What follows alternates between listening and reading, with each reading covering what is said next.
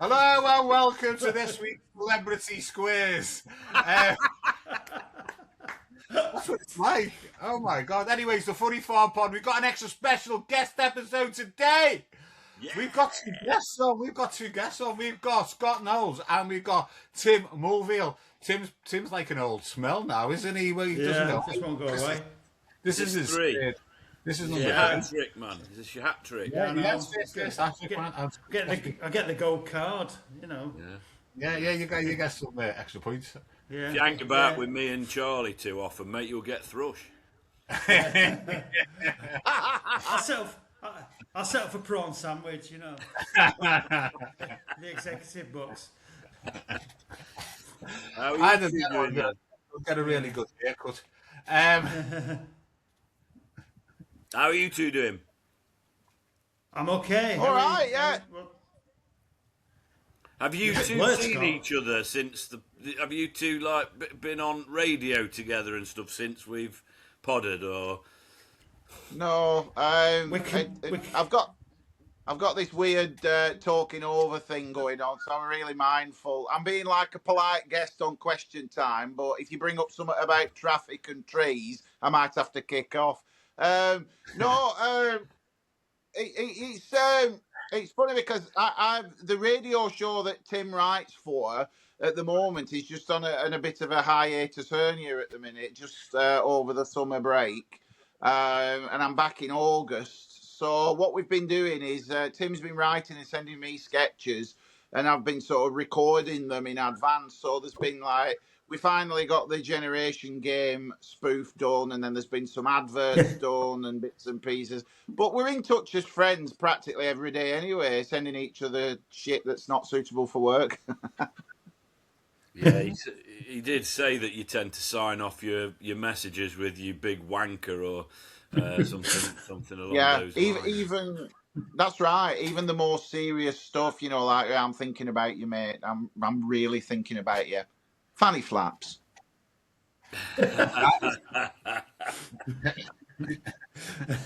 Oh, I don't know. And, Do you know what? Yeah, Scott, you're really blurred. You look like a hostage video. It'll. Have you got Yeah. Have you got your right glasses on? Wait. Unfortunately, when I edit it and everything, I mean, he looks good at the minute, but unfortunately, the software will clear his image up. No. Oh, that's a shame. I've worked hard on looking this blurry. It's what they call the You do summer look- cataract look. Yeah, you look a bit like a ghost, mate. Yeah. Do I? It might be the window. Hang on, if I move round a bit, is that better? Apparently, I look like that bloke out of Ghost. You do. Going What, on, Patrick Swayze? That's right, reckon. He looks more like Demi Moore than fucking Patrick Swayze, doesn't he? You know the ghost on the train? Oh yeah. My train! Get off my train! If you put a bit of hair on Charlie, he looks just like him. Yeah. I think I've woke up at 4 in the morning sweating, dreaming about stuff that looks like that. Looks like Do you- Charlie. that looks like me. Yeah. I've got an image now with Charlie's head on a potter's wheel and Chris is like massaging planes. Oh, my darling, Charlie's wearing this fucking top till Christmas. And then you I reckon when we get to 1,000, he ought to extend it to 2. I reckon he should put the fucking shorts on as well. You've Look the right state walking around town with his cock and balls hanging out.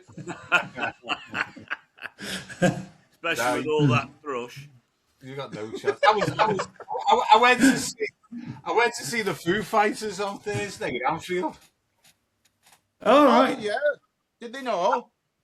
They were absolutely fucking incredible. They were really good. So like to balance it because of this fucking thing, I'm gonna go and watch the rugby in a couple of weeks. Fiji, England in the Hill Dickinson Stadium. Well, Are you wearing your Everton top? to go there, I'll have to, won't I? Yeah. Dear It's me. been a fucking nightmare. And it the last 108 days. God. I think Yeah. what we should do, as we've got Tim and Scott on the show today, I think they should do a little impromptu Yeah, that's a good idea. radio interview. So Scott interviewed Tim about a subject of Charlie's choice. Okay. Oh, right. What do you reckon? Can you do that impromptu, lads? I I think we can, yeah. I know Yeah, Tim okay. can. You got to drag it out for 40 minutes. Just limber up. Doesn't need to Doing be that 40 minutes. Been doing that. Been doing that for 5 years, Charlie. Okay.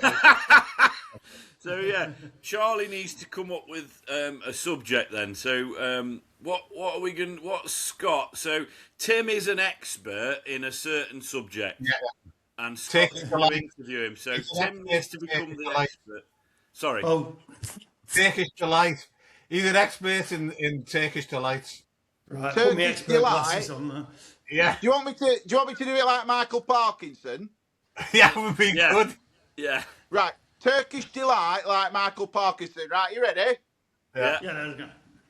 Right, thanks very much. My next guest, you might know him from writing, but you might also know him from a series of desserts and confectionery. He's somewhat of an expert. And obviously, I've got him on the show now, and we're just going to interview him.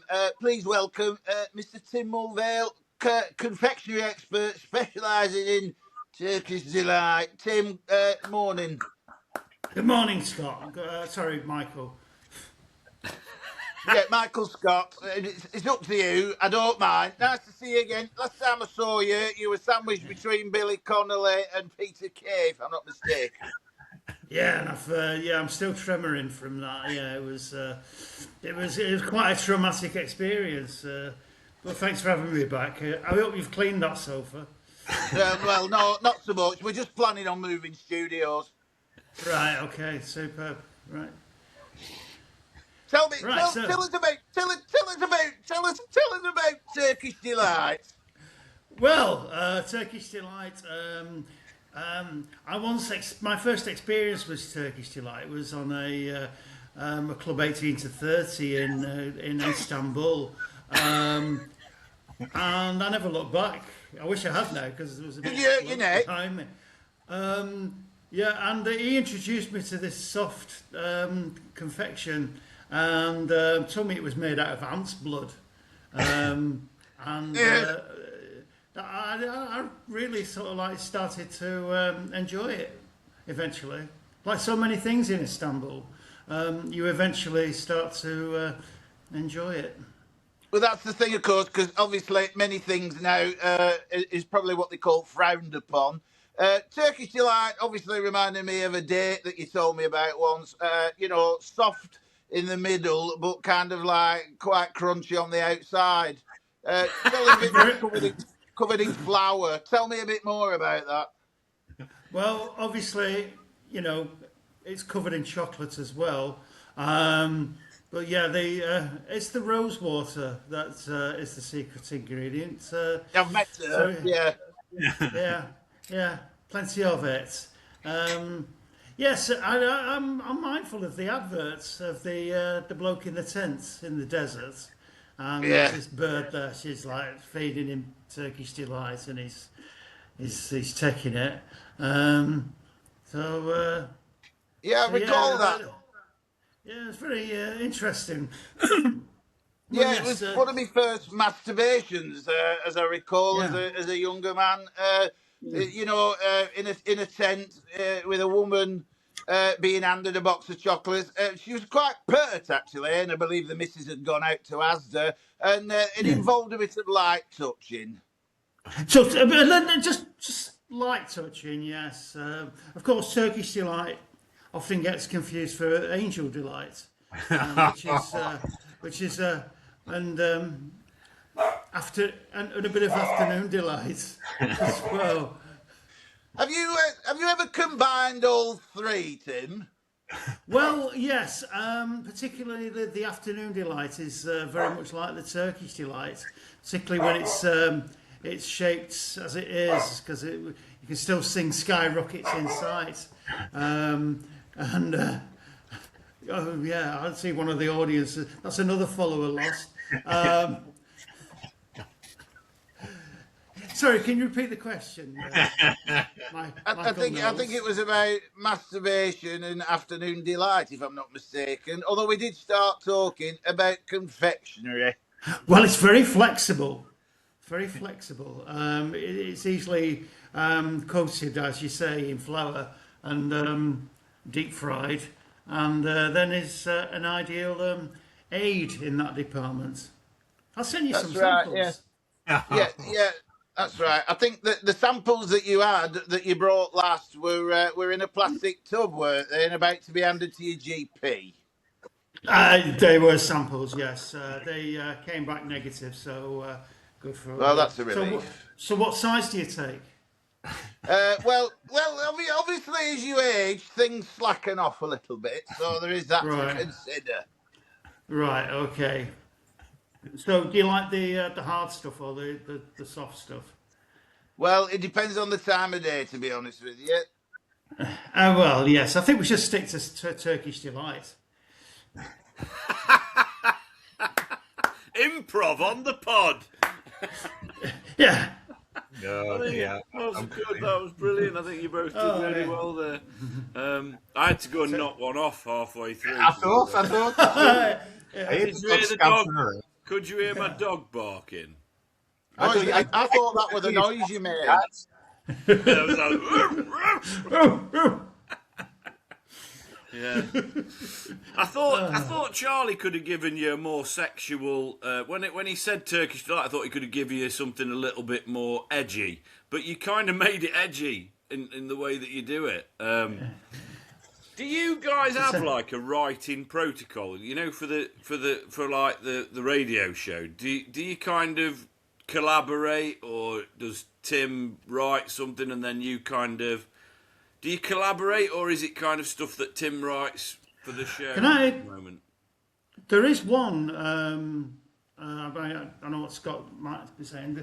There was one sketch I wrote about. It was basically one of these. You know, remember these guys in the 80s and 90s who owned companies and insisted doing their own amateurish videos. I'm standing outside my new warehouse, bringing the bargains for you. And it was a warehouse full of marital aids. So he was describing all these, these things, at a discount price. And I just wrote this sketch, and then I only wrote the one. And then Scott kind of took it over, and he wrote 2 or 3 of his own. And I think he did a better job than me there, mate, to tell you the truth. Well, I mean, you laid the framework for that. It was called Marshall's Maritals, and it was some really, really jaunty music. And I just took like Tim's writing. Basically, the voice was based on me dad and my uncle Peter and people who live over at Valley, as they say, like Ramsbottom and Aslingden and Elmshire way. So it was like talking like that. Welcome to Marshall's Maritals, the finest collection of adult entertainment this side of the filed course. What do I have for you today? I have the lovely vibrating tree trunk dildo, available in 2 shades of brown. And it kind of went on like that, really. And it was just like, why not visit our Love Bead collection? You'll arrive before you do. I think I've read that wrong. If you've just joined the podcast, we're just doing a marriage counselling session between Scott and Tim. And they're just telling us about some of the sex toys that they use. Yes. This one is particularly vibrating loudly around the time of Emmerdale. Yes. Does it make farmyard sounds as well, Scott? Yes, it does. Depending on which way you twist your buttocks. So I sort of like took that and ran with it, and then there's this Yeah. little jaunty music, and it just sounds like a bad. I imagine, like, do you remember that Owen Oyston years ago? And he used to like fall in Oh, a gee. fucking swimming pool or something, and he were advertising Owen Oyston or something, and it was like a local advert. It were really bad, and it reminded me Yeah. of that. So I just put that voice on, doing an impression of my dad and my dad's brother, and then it just kind of went from there. He was a bit dodgy, wasn't he? Owen Oyston, or his dad. Owen Oyston. Probably not best not to go into that, but I've no idea who Owen Oyston is. No, he oh, sounds like he a used to Bond own- villain. the Oystons owned Blackpool Football Club, and they hated him. Absolutely hated him. I was just trying to find. No, it's all right. Oh, which football club? Sorry, Tim. Blackpool. They're a Blackpool-based company, so yeah. Was this the before the glory days? Blackpool football. Oh no, I mean we're talking about 80s, 90s, I think. Oh, right, okay, yeah. I hate Which is Blackpool what we Football would. Club. You do? Went to an away cup game and we lost 4-0. 4-1. 4-1 it was.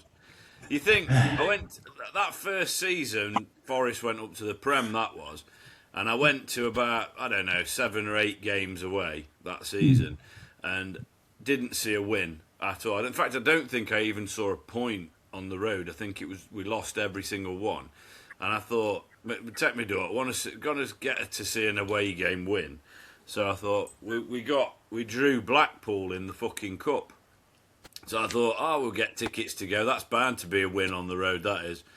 Fuck me, we were absolutely terrible. But I think Ryan Yates scored right at the end. We'd left the stadium at that point. But it was 4-1, I think we lost. Fucking hate. I love Blackpool as a place, though.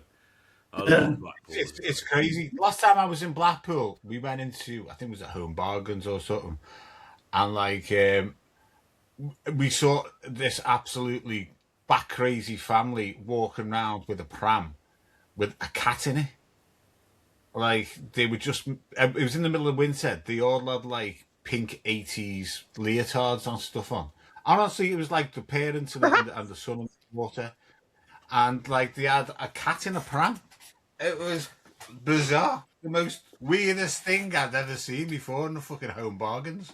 Anyway, I digress. But yeah, Blackpool's a great place. It's just a little bit odd at times. Well, yeah. Apart from that, I mean, I have fond memories of Blackpool. We used to go on. A coach. You used to be able to book it through news agents. My nanny used to book it through news agents. She used to go down. Right, I booked us a trip to Blackpool. Like, right, fair enough. And then you'd be picked up at like 8 o'clock in the morning on a coach, and then off you go, and then you're in Blackpool for the day. And we just used to sort of go wandering around. And I remember, like, there were a place called Professor Peabody's.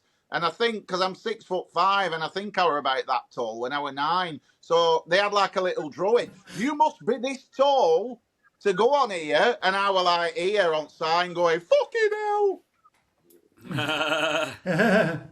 So I never got to play much on there. So I always remember Professor Peabody's and what other one as well? Jungle Gyms or something. Oh, crikey. I remember that one as well. Yeah. It was a very 80s Blackpool. I've got family up in Blackpool, and so we've been up there quite a bit. And I remember like when I came like over 18, we used to go up there quite regularly and go on the piss. And I went on a stag do up there. It was my mate Dino's stag. It's 25 years ago now. And I remember like his workmates all came up. We were having a few pints just round like the old Manchester bar and all that up there. And they goes, right, we're going to lap dancing club now.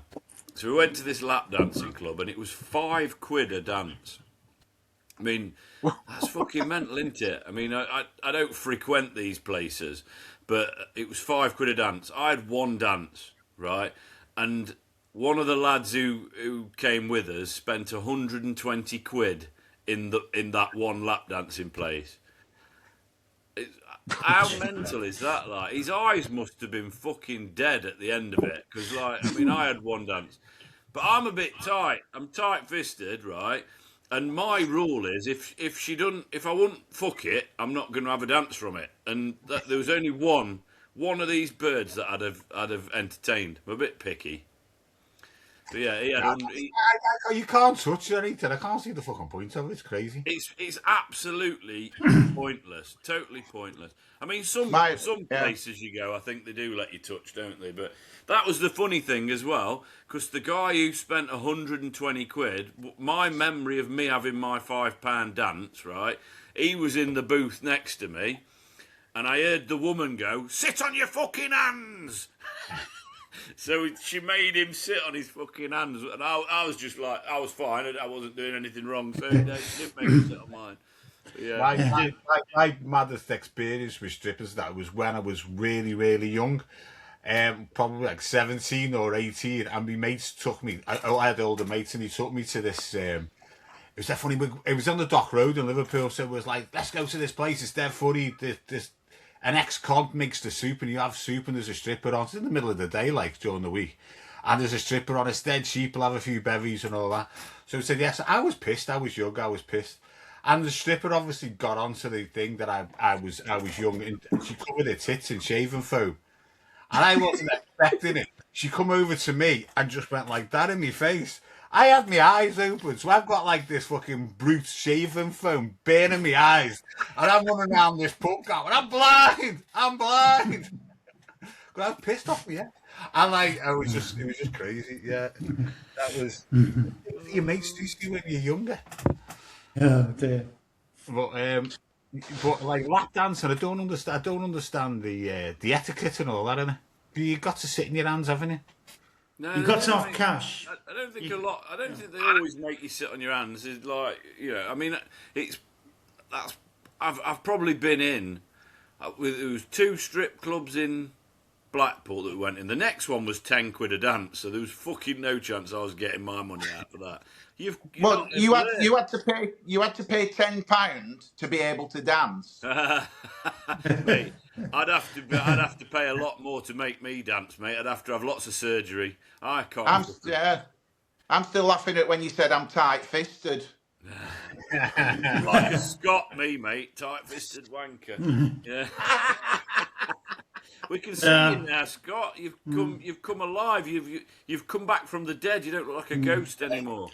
I was up in the office where I do the radio show and everything, and the signal's shit, to be honest. So I kind of moved to a different part of the house and connected to the main hub of the internet. Technical details. Loads better, mate. Loads better. I know, because there was an horrible delay and everybody were blurred, and I thought it either looks like I'm being really inappropriate and interrupting everybody, or it just looks like I don't know what day it is. So I thought I'd better try and sort this. That's lots better, mate. Lots better. I've got you. You're both in like HD now. It's marvelous. I was going to ask you actually, Scott. I went to this gig on Thursday at Anfield. This Foo Fighters gig, and we had seats, and like like I'm as you are. I'm 6'4", you're 6'5", aren't you? And like everybody's fucking stood up and going sit down, because if I stand up, no fucker's going to see behind me. Yeah, you know what I mean.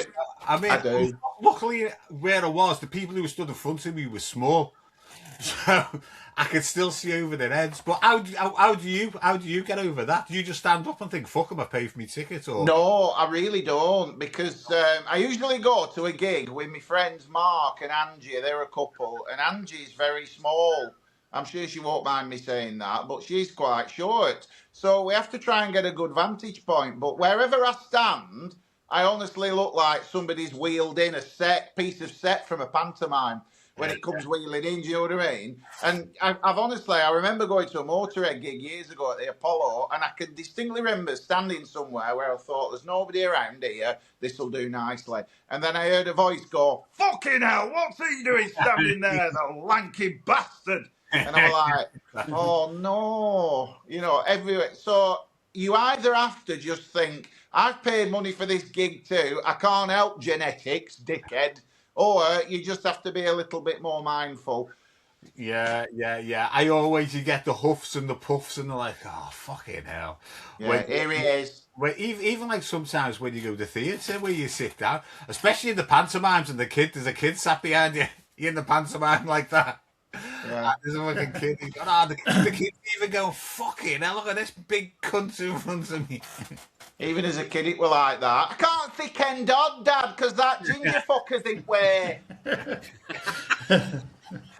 You can't do football about your height, though, can you? I mean, come on. No, it's difficult. I was happy, and you know what? The last number, it was ever long, and I stood up. I'm going to have to fucking stand up for that. It was the last one, and I just said to the girl behind me, I said, "I'm really sorry," and she knew I'd been sitting down, you know, but she said, "Ah, don't worry about it," you know, and it was like, you know, otherwise she wouldn't have seen a fucking thing. But it's just the people in front of me. If they'd have all sat down, it would have been easier, but. Sometimes I mean, I remember as a kid going to rock and metal gigs and it was chaos. I remember going to see Slayer one year and then right at the front up to the barrier, and then they came on stage and they opened with a track called Chemical Warfare, and I was like, yes! And then I came to about 8 rows back 20 minutes later. I was like, what happened? Because I'd had the living shit kicked out of me. So I think as you age, you go further back. Yeah. So by the time you're like 50, 51, like now, I'm stood at sound desk going, yeah, sounds pretty good. Yeah. So it changes, but... I imagine, like, 'cause, I mean, I've never been to, like, anything like Slayer, but I imagine that, like, if you were going to go to, like, an Oasis gig, you might be all right in that situation, but Slayer might be just that little bit more intense. Well, it is. But I went years ago to see, I think it was Iron Maiden, and there were folk sat down with popcorn behind me. I was like, it's not Gone with the Wind. We're not here for 3 hours enjoying... Toy Story, mate. Fucking get up. It's not Toy Story, yes. Stand up and make a dick of yourself. Yeah. Brilliant. I mean, I don't know many Slayer tracks and that, but they are fucking heavy, aren't they? They're pretty mad. It was wild, and going to them gigs when I was younger, and Monsters of Rock Festival and stuff like that. It's an education, honestly. I mean, you have to sort of basically forego personal space. I mean, I remember I went to see Metallica one year, and this guy just sort of put his hands on my shoulders and jumped, like, more or less on my back. He was a German guy. He was going, I fucking love Metallica! I'm like, hell, possible rape.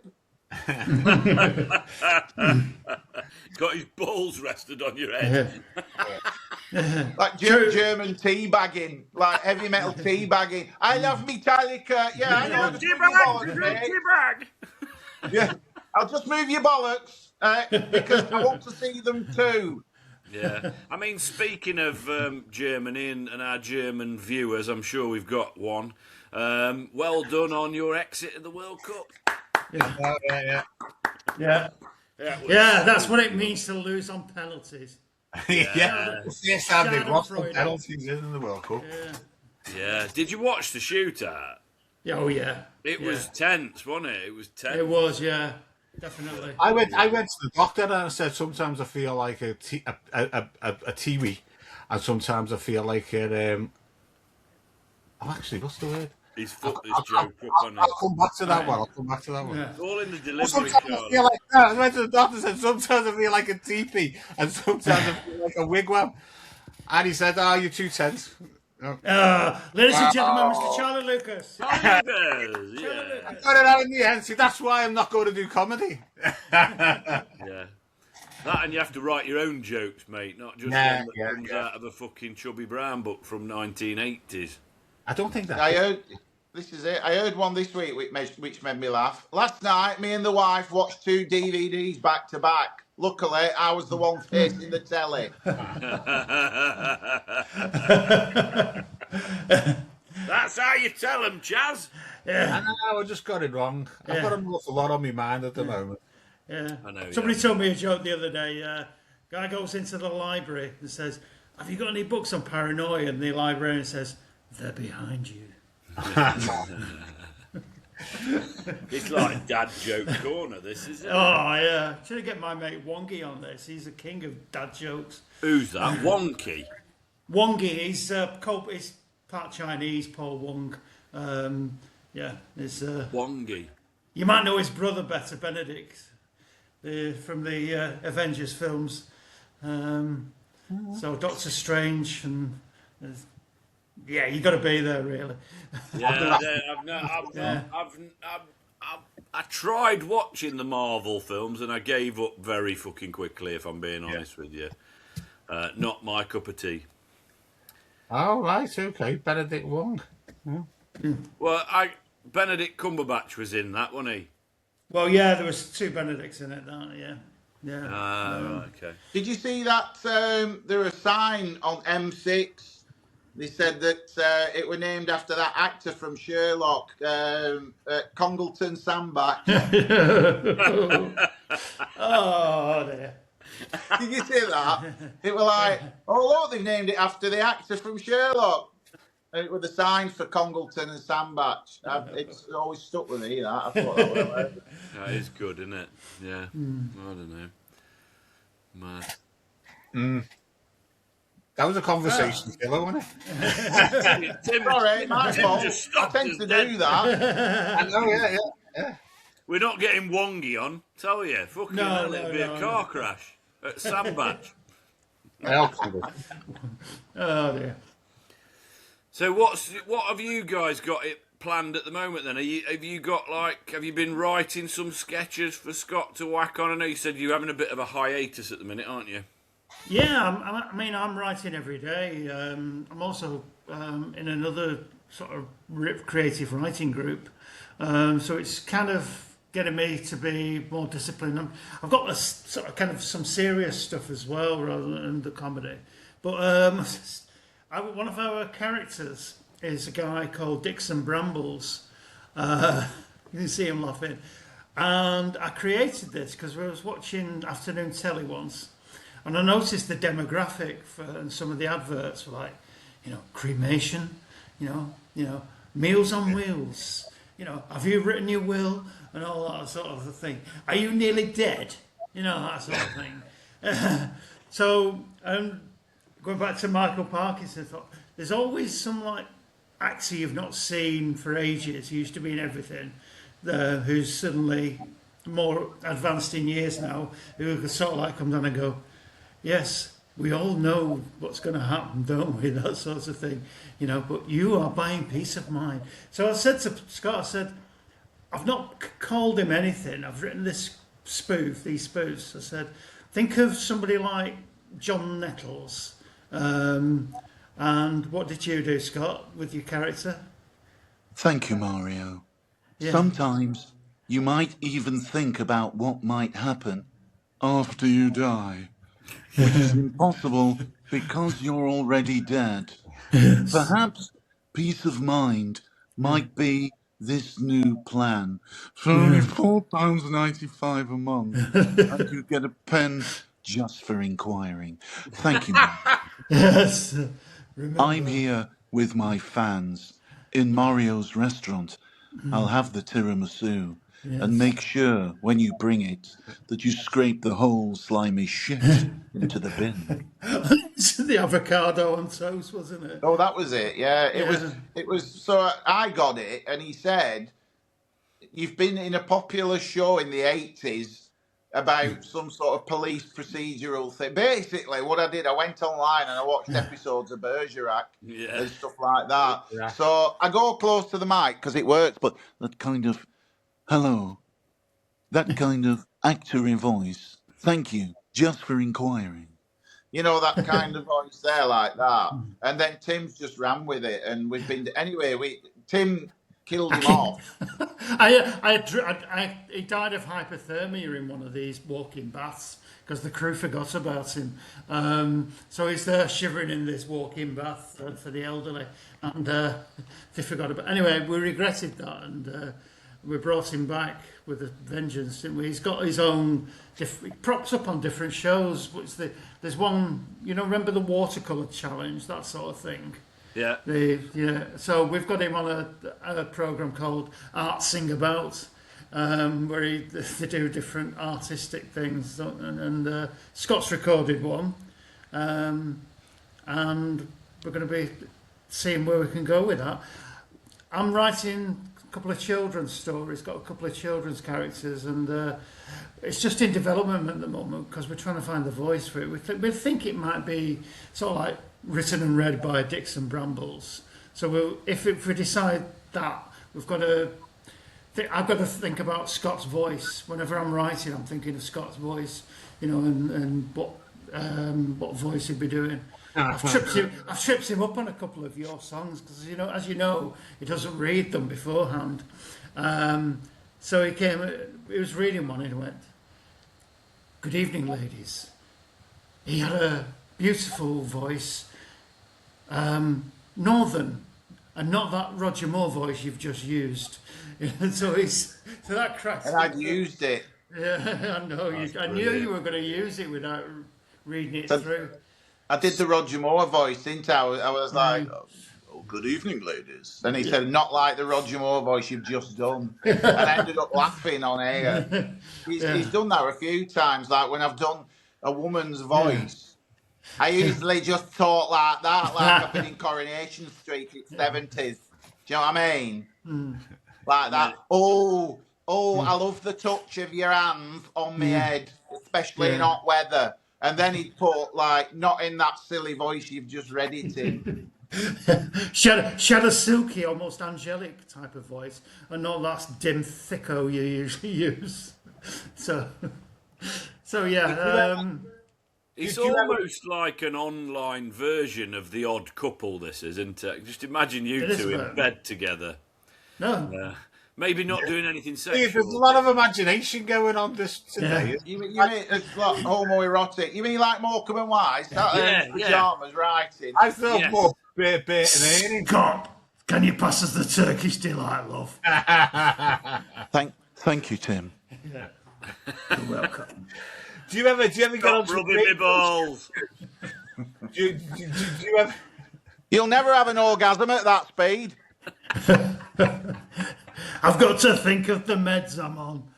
I'm on a shed load of meds. I'm bloody rattling here. New suppositories just fell out. You were going to intervene there. Sorry, mate. No, Sorry. Do you ever get onto his radio show? Do you ever get on like as a live guest as such? Or? Do I fuck? He wouldn't have me on. No, we made the video. We have talked about me coming and doing the voice. There's I've written I'm still developing again, trying to find the right.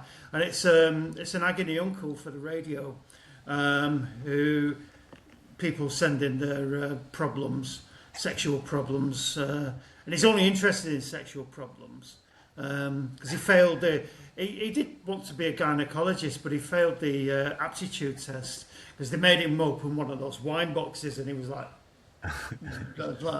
so he's only interested in sex problems. So we're still trying to develop that. We still haven't got a proper name.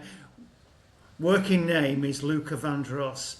We're thinking of that.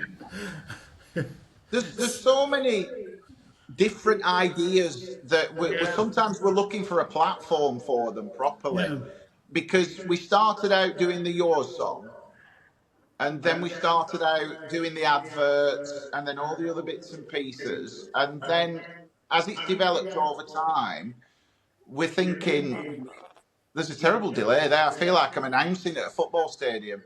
Yeah, you got a bit of an echo. There's a man in an Everton shirt in the cup. Right now, substituting one of the players for another player. Go on, Scott. You're all right. Break.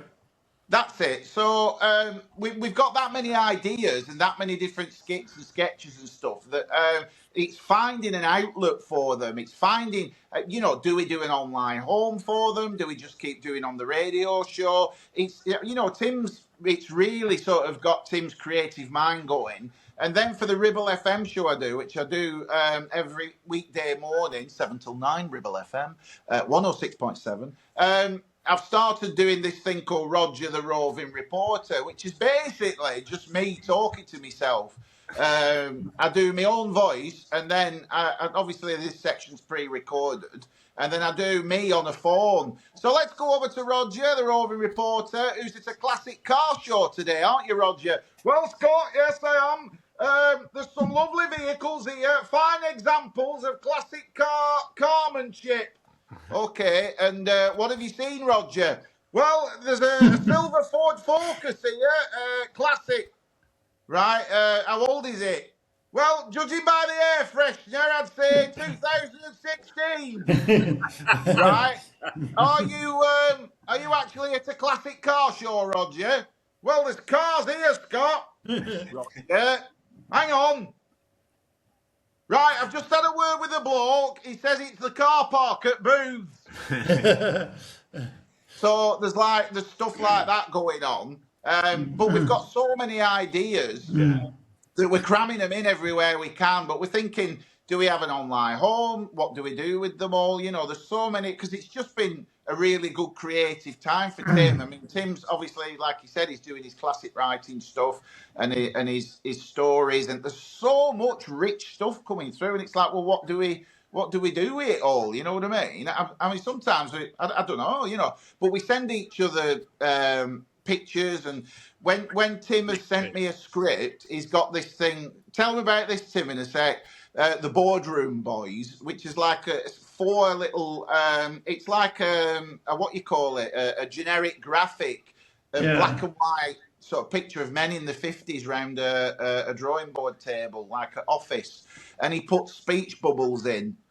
And that's funny. And then I've done like AI versions of what we think Dixon Brambles will look like, and he's done signed black and white pictures to Tim, and I've done that, and we've got him in like on chat shows in 70s, with like holding a rubber chicken and stuff like that, and saying to Tim, this was going to lead to a series. It didn't. Regards, Dixon.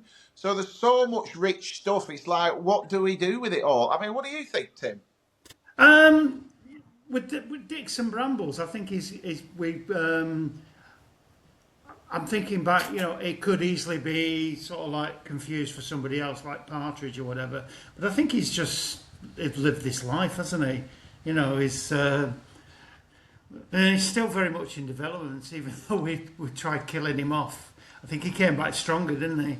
Because we knew so. I made the mistake of killing him off, and we thought, no, there's more to do with him. He doesn't have to be doing these adverts. He could be doing so much. And I think it was again, Scott had put that inflection when you sent me that sound recording, and it was just the inflection you put on something, and I just laughed. I said, you've got to put that into every script. You've got to, and it was that everybody knows what it's like. What was it? Well, there was that kind of talking like his regular voice, and then all of a sudden it kind of went like that as we spoke. So yeah, there was that little tick, that kind of inflection, and I thought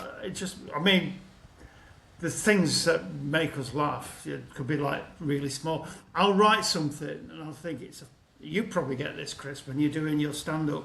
The stuff you think is going to get belly laughs sometimes doesn't work, but just little throwaway, and they love it. And that's the same with Scott, with some of the stuff, I write. It'll be like, I didn't think that was that funny, but it piss himself. Yeah, the problem, with stand-up specifically, it's like, it's really tough, isn't it? And I imagine it's even worse for you guys, because you write your stuff, send it over to Scott. Scott does it on air or whatever, And that's the first time it's ever been aired. At least with stand-up, you kind of go out, you do a new material night, run the material out before you put it into your main set kind of thing.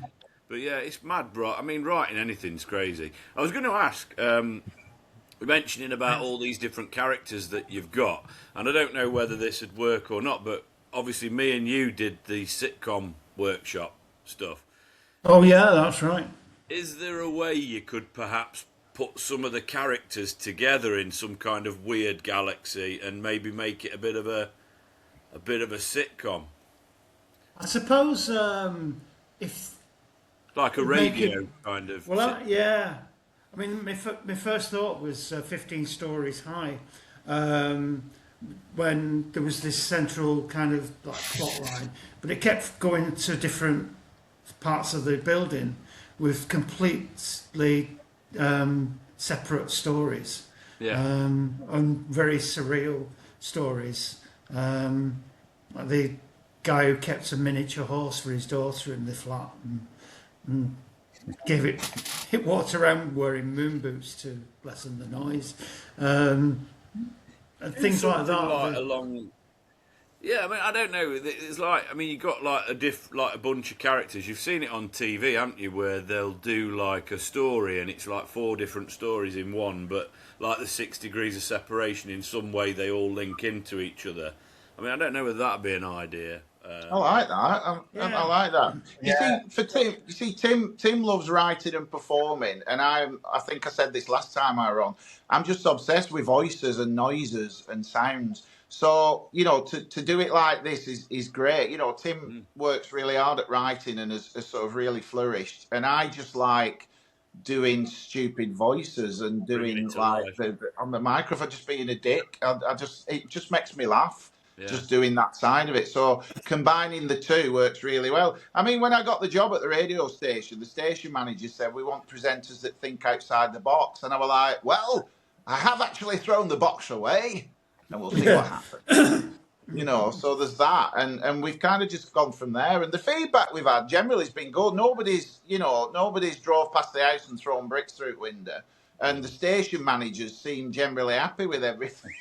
So I don't know. I mean, I wanted to ask you, Chris, as well, just while we were talking. I mean, Tim mentioned doing stand-up. I think you've done it once, Tim. I think you were talking about that. But how do you go on getting up there and doing the stand-up? You're there with the mic. You've got people in front of you waiting for something to come out your mouth. It might be new. It might not. But what's that like? What do you mean, the feeling? All of it. I have to say, like, I absolutely love it, but it's stressful. I mean, like I did a gig last night, and I'll be honest, I'd been feeling a bit down about stand-up because I'd not been getting too many bookings. I had a couple of gigs cancelled because it was too hot or whatever in the pub to do it. Like, but the last few weeks have been fucking ridiculous. There was one, it was 40 degrees in there, and they're like, we can't do this gig. So I got a bit of anxiety about it, and like, I'll be honest, before the gig, I'd got my daughter and her boyfriend coming, and 4 lads coming, one of which I knew really well, and then another couple of his mates who I know coming to watch. And if I hadn't have had them coming, I would have cancelled that gig because my anxiety levels were really high, and I couldn't be arsed. And then I went and did the gig, and I've just sent the review from Peter Fox that I got last night. It's the best review I've ever had. It was a cracking gig, loved it, did 15 minutes, did loads of crowd work. So it's like I get nervous before every single gig, and I've been like gigging on and off for 15 years, so I get nervous before every gig. I think if you've done 5 gigs back to back, the level is lower. And I always expect to do well. I don't really go on thinking this is going to be shit unless it is a new material night. If it's a new material night, it'll be a new material night. So if it fucking bombs, it's new material. It doesn't really matter. But like my first ever gig, I think to answer the question, my first ever gig was a gong show, right? So you go on, you can be gong. The audience get given cards or glow sticks or whatever. You get a red and a green. If they put up the red one and you get 3 out of 5 reds, you're off. So it's like quite brutal. This one, you got a grace of 2 minutes. 5 minutes in total you have to survive, but you get a grace of 2 minutes. And the first gig I ever did, I wrote loads of shit jokes, went on stage, got gonged off at the first opportunity the audience had. 2 minutes, they fucked me off, and I went. But I had such a buzz. I got 2 or 3 like really good belly laughs in that 2 minute period, and the buzz was like some kind of drug. It was like some kind of drug going off in your head, like the adrenaline. I just felt euphoric. So I went away, did a course, wrote some better material, and then kind of 15 years later I'm here. But I'm at the stage now where I'm kind of like moving from doing like the more local stuff. I'm trying to get into the more pro night stuff. So I'm leveling up a bit, hopefully. And that's really cool. But it's harder to get gigs. And the pressure there, you know, rather than being one of the better acts on the bill, you're going to go from being one of the better acts to being probably the one that's least experienced and the least good in the middle section. So it's like, I had a comment from a few people last night saying that they thought I was the best act on the bill, and David Eagle was on, who's fucking amazing. So, and he was definitely the best act on the bill, by the way, in my opinion. But yeah. It just feels great, mate. I can't explain it. It's really tough. It's, you know, I'm a totally different person on stage. I'm very high energy. I do a few voices myself on stage and that. What do you do? Not great ones. I do a bit of Cockney, and I do a bit of a high pitched version of myself, which is meant to be the missus and stuff. But I don't do loads of stuff. But Michael Jackson. Do the voices. I can't do the voice, mate. I can't. Do the voices. Pretend this is a high level pro gig. I'm too on the spot to do the voices, mate. Fuck off! It's your podcast. Get on here. I'm not going to do the voices. I am rubbish at impressions and voices, as he will say. You know, everything I do, he goes, "That was Michael Jackson." But yeah, it's great. I just love it, and I do think like what you guys do. Just kind of bringing it back to what you were saying before. I have so many fucking ideas for shows, for jokes about to put into my set. So many different fucking ideas. I did the sitcom writing course, you know, and I've got ideas for that. And you know, it's like you just never have enough time to fully get everything out creatively, and I don't know if that's an annoyance or whether it's a good thing. I don't know whether that just keeps you quite sharp. I don't know. I bought myself. I had a little whiteboard, like just you know one of those normal easel whiteboards, and I bought myself a double-sided massive one, and I filled that completely full of ideas. Do you know what? I've not done fuck all with any of those ideas. It's mad, isn't it? Absolutely, man. I need a writer like Tim to come and go, do that. Why not? Yeah. Yeah. But, I can do that for you, Chris. You're all right, Charlie. You've heard my jingles. Oh, we're getting to that point of the show now, aren't we? We're coming towards the end. So you've both been here before. Over to Charlie. Oh. Hey. So yeah, we know what we're doing this week, don't we? That was a perfect segment. That segue that was, wasn't it, into Charlie's seamless. It was seamless, mate. Here we go. Effortless. Welcome to the Funny Farm. The lads are back, causing harm, talking shite but full of charm. It's the Funny Farm Showdown. And welcome to this week's Funny Farm Showdown. And today's subject is animals most likely to be confectioners of Turkish delight. What a fucking dip! I'm glad I'm not in this week. You are in it? Okay. No, I'm not. I'll throw this in from left field. A pantomime horse. What do you reckon, Scott? Pantomime horse. That's not an animal. Yeah, but they're both front You end. tell that to the boys and girls, eh? Those front ends. Hey, you can't pull that guilt thing on me. They're both front ends. Yeah, both front ends. A chimp, A chimp, yeah. because it'd be funny and you wouldn't Yeah. know whether you were getting shit flung at you or Yeah, Turkish Turkish delight. delight. I think there's something Yeah. in that. Definitely, yeah. And the red of the Turkish delight is the same colour as its arse. Yeah, it You're is. not, can I just say, you're getting the rules wrong. You're sort of like teaming up on this. It's an individual effort. Oh, Yes. sorry, it's what we do. I was just going to say as well, I've been to the zoo and seen chimps, and not one of them spoke, offered me a cup of tea, or tried to shift a piano. Yeah. Thai food, Yeah. man. Yeah. I think you've missed the open goal on this one, guys.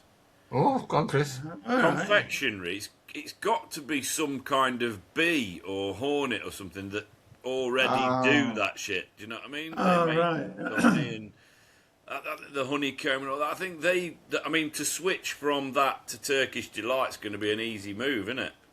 What a bear. I suppose it What a is. bear. But nobody's mentioned a bear. turkey. A turkey. A What about a turkey. You know, it was right there in front of us. That's an own goal, Chris. Yeah. So it was goal Let's line hope on goal. England don't miss as many open know, goals yeah. tonight, eh? So I'm you've gone. thinking with chimp. You've gone. For Okay. You've gone for pantomime horse. Well, I could say I'd like to have a turkey sell Angel Delight. Turkish Delight, because they would gobble it up. No, that needs some work. Here's a Pantomime question. horse. Here's a question for you guys. If you which would you choose if you had to choose between Angel Delight and Turkish Delight? Angel Delight. Yeah, I've got to go. Angel delight. What how- flavour? Butterscotch, of course. Butterscotch. Yeah. I like strawberry Angel Delight. Oh, can you still get it? I don't like what one. I want to ask you one last question anyway. I'm just going to forfeit the fucking Funny Farm pod this weekend. Well, the bee won, mate. I mean, the bees. And Definitely. Chris wasn't even playing. Take the I want to ask you a question. Because we spoke to you about this individually when you were on. Who are your sort of like classic comedian? Who's your favourite classic comedian? Spike Milligan, if I had to choose one. Yeah. I think he's inspired me the most. Yeah. Probably as a kid, Kenny Everett. Oh yeah. Yeah. I just remember Kenny Everett as a kid, and then growing up, Billy Connolly, Lee Evans, Peter Ken Kay, Dodd.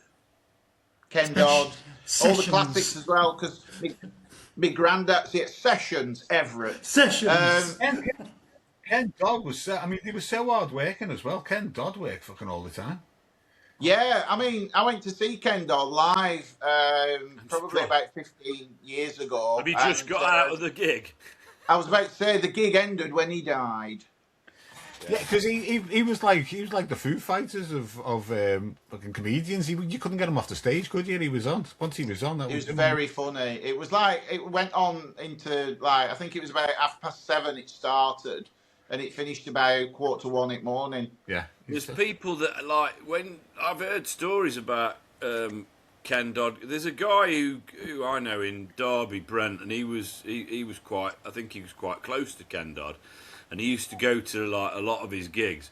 And he said you would just like at one bit you would see like loads of people leaving, like the football, you know. It's like they're all leaving, and it was because they'd got to get the last bus or the last train home. He's like he'd come out and do like an hour, and then he'd come back out and do another 2. You know, it's like fucking that is unbelievable. By the way, to do that level, there's some acts on the circuit now. Old friend of mine, Scott Bennett. And when he does like new material nights and stuff like that, he'll do an hour and a half. And the promoters do moan about it because it's like we want to go home. But like Ken Dodd was, I think, a different like animal to that. You know, to do 3 hours, like what the fuck? I mean, he was so dedicated to it, wasn't he? He was so he was a master of his craft. He loved it. Oh, he certainly was. Yeah, I mean, he still lived in that same house in Liverpool that he grew up in. Yeah. in Nottingham. But he studied the philosophy of humour and what have you, and you know, just going back to some of the Greeks and Plato on humour or whatever. So he went very deep into the subject. He had the what? Yeah. The tax man over. Yeah, the tax man Oh over. God, yeah. They tried to do him, but he fucking screwed them over. Well, he never screwed them over. You know, he was just... Yeah. There's a Apparently, Jimmy Carr. Oh yeah, Jimmy Carr. He paid everything back, Jimmy Carr, didn't he? He did. I remember a documentary about Bob Monkhouse. Have you ever seen it? It's called The Secret Life of Bob Monkhouse. It's on YouTube. Julian Ryan Tutt does the narration. It's excellent. And it was on Channel 4 years ago, The Secret Life of Bob Monkhouse. And he got taken to court in the late 70s, early 80s, because they were videoing films off the telly and lending them to like Terry Wogan's kids and folk. And he got bollocked and took to court for piracy. And he's like, I can't do a Bob Monkhouse impression, but he was like, all I've done is lend a film out, and but it was a massive court case, and he were there with like his sort of like suit on at 70s, and he were like coming out of court, and because he'd had these cassette players, these video recorders since the 60s, he got like prototypes that were the size of his living room, and he had them around the house, and he used to record TV programs when they were on and keep detailed notes. And when he died, this entire collection was handed over, and there was footage which was white that people thought didn't exist, just hanging around in Bob Monkhouse's house. And he used to lend his mates videotapes like he did. I've got a copy of Police Academy. Sorry, it's a couple of adverts are on, but there you go. Hey, brilliant. And then you got took to court. What you doing? Piracy. And you were like, this is a joke, this, and not a funny one. And then you think about it like this day and age where everyone's got a fire stick. Yeah. Anyway. Even bloke who did our wall last week just can get your fire stick chipped. Yeah. Just a quick one. Stan, because he lives round the corner from here. Stan Boardman, when he got cancelled from talking about Parkinson earlier, when he got cancelled from Parkinson talking about the Fockers. Oh, yeah. Was it Des O'Connor, though? Oh, was that Des O'Connor, was it? Yeah. O'Connor. Yeah. Yeah, that was classic. That he basically got cancelled after that, didn't he? Did Fokkers were German planes, Fokker Wolf 190s, and sorry, a bit of a nerd that way. It was Des O'Connor. It wasn't Michael Parkinson. I don't think I'd stoop to that level. I was watching a podcast the other day, just a random one. I watched it's called the Criminal Collective, I think it's called. It's Terry Stone, who's been in all the Foot Soldier films, and he does like little snippet ones. And he did one about Frankie Boyle being cancelled and stuff. I'd like to get your opinion on this, because he was dark, Yeah, very much. One of his jokes that he came out with was obviously about Katie Price and Harvey, and he basically said there's no wonder that Katie Price is dating a cage fighter. She needs somebody to stop Harvey fucking her. Pretty rough. But I did literally, I'd not heard that joke before I watched this podcast, and I'm going to be honest, I laughed out loud. I thought that was so funny. I don't know, cancel culture. It's a whole different. We could do a full podcast on this. I think Katie Price is the kind of person who's entered an arena. She's entered an arena, for media, and she's got to take, the flak. Yeah. So yes, she's going to be the butt of the joke. Picking on somebody who doesn't want to be bothered by the media would probably be cruel, but. She's actually said, right, I'm up for this, and she's exploited, attention, media for all it's worth. But so you've got to take the rough with the smooth, haven't you? Yeah. Yeah, I mean, people might off-colour joke, but it was fun. Well, it's a punching down joke. You'd kind of say that it's punching down because it's obviously Harvey's quite badly disabled and stuff. So you would say that it is punching down, but the automatic response that I had was to laugh out loud at that joke, and I think it's the wording and the sort of the weight of it and the wording. Do you know what I mean? And I think that's what makes me laugh. that, and because it's so it's laughing at that aspect of it. I think, Yeah. rather than Yeah. oh look at this, it's because it's so ridiculous. Yeah. I think that's what makes it funny sometimes, because it is completely ridiculous, but it's the wording and the imagery. Yeah. Yeah.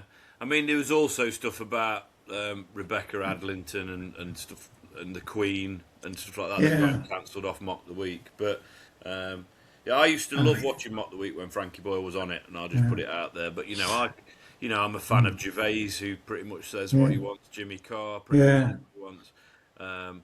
But it's like, as a comedian, like going out there week by week, I'd probably be a lot more. No, I'm not really bad, but I do like jokes about my wife getting gangbanged and stuff like that. It's never, it clearly hasn't ever happened, but it's like it came from a true story that I've embellished massively, and I think some people wince at that, but the payoff at the end of it's pretty good. So it's like it's almost it's not cancelable material in any way, shape, or form, but.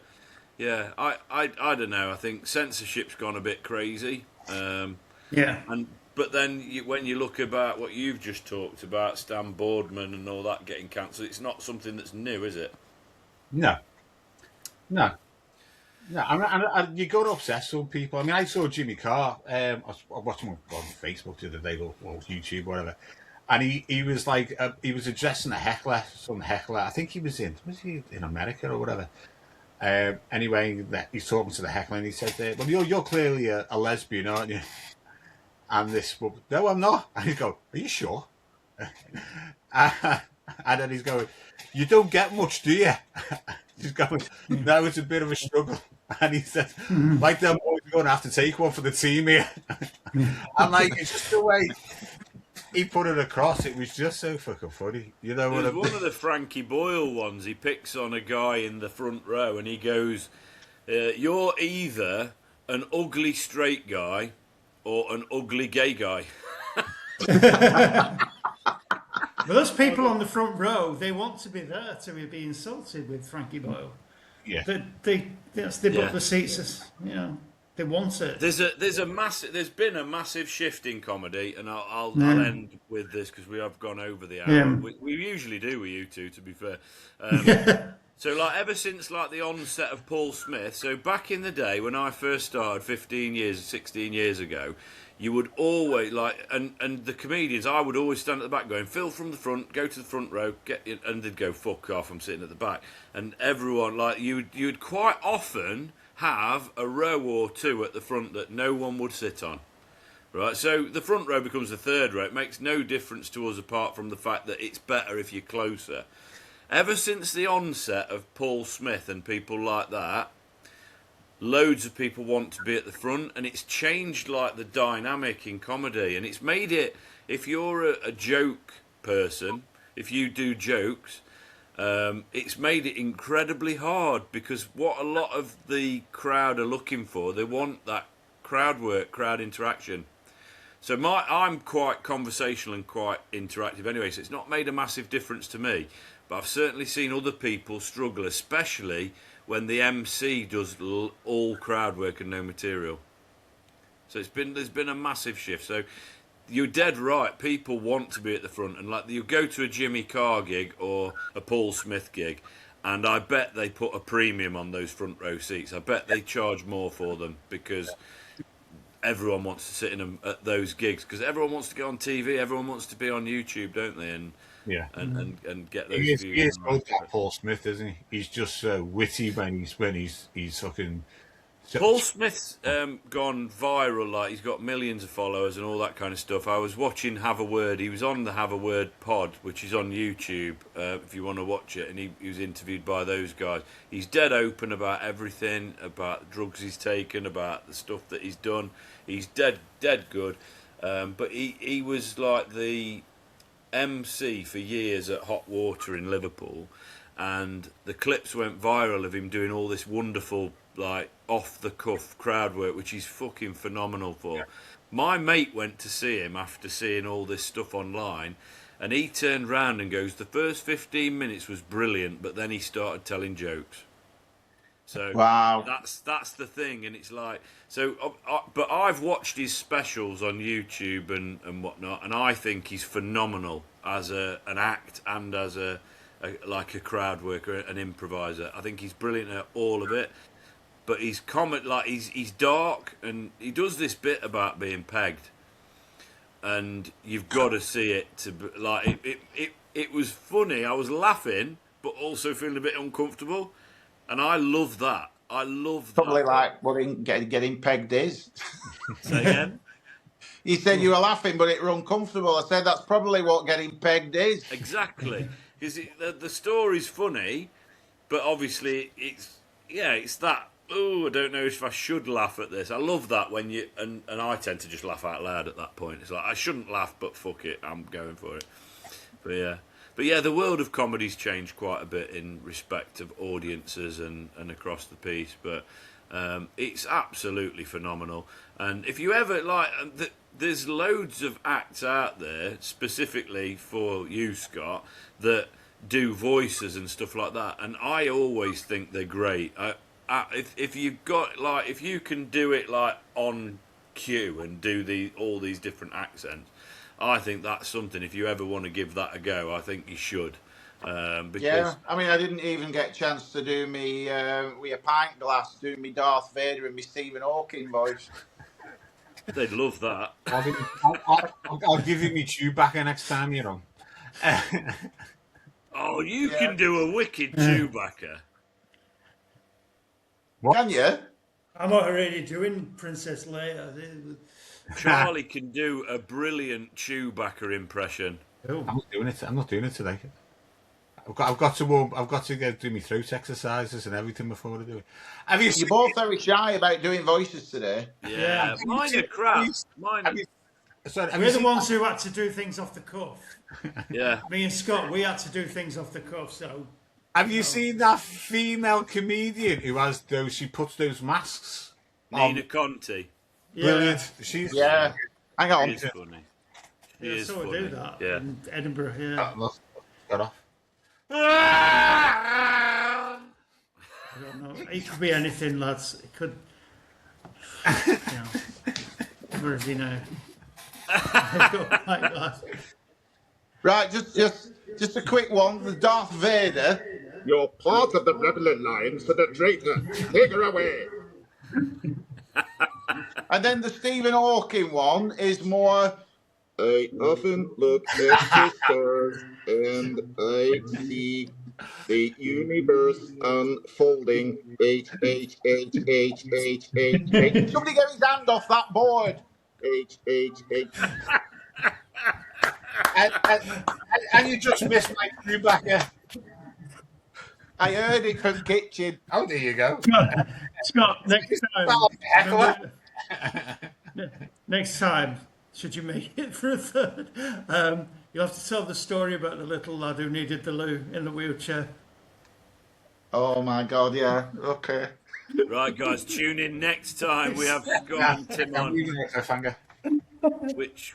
Thank you for your company.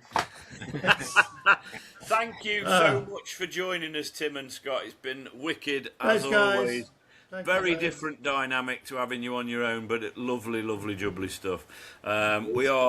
We've gone well over the time, and I've got to get this all edited and stuff. So we're going to have to fuck off now. So anything you want to plug, guys, before we do shoot? Turkish Delights. Get it today.